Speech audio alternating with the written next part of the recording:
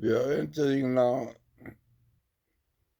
the month Elul, the month of repentance, an amazing Gimatya of the Elul and repentance, which come to 786. So Elul 67 plus Atshuva repentance plus the total comes to 786. Unbelievable, clear indication that the month of Elul now is the month of repentance.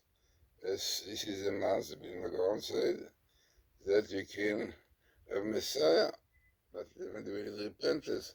It's unbelievable that the Gimatya and numerical value of this month, Elul, and repentance come to this year, 786. So let us use a table, very significant table, which shows it. So what we have in this table, which appears in the book Numbers, a little bit in Deuteronomy, which tells us once is the Torah in black, Teshuvah, Elul, repentance on the month of Elul, which year?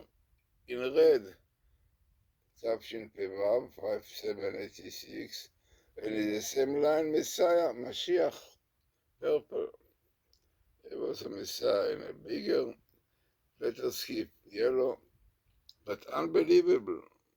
Once in the Torah, Teshuvah, Elul, with the best meeting of this year, Tafshin Pevav, in red 5786, and on the same line, purple Messiah, yellow Messiah. So no doubt this fits with what the Vilna Gaon says and other clear indications that this month that we are entering next week can be a month of Messiah.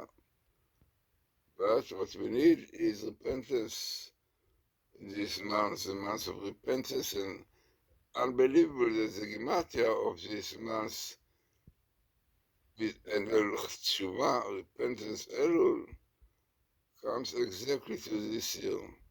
So all the indications are that Vilna Gaon is right, hoping that it will be, but for this we have repent to keep the Shabbos.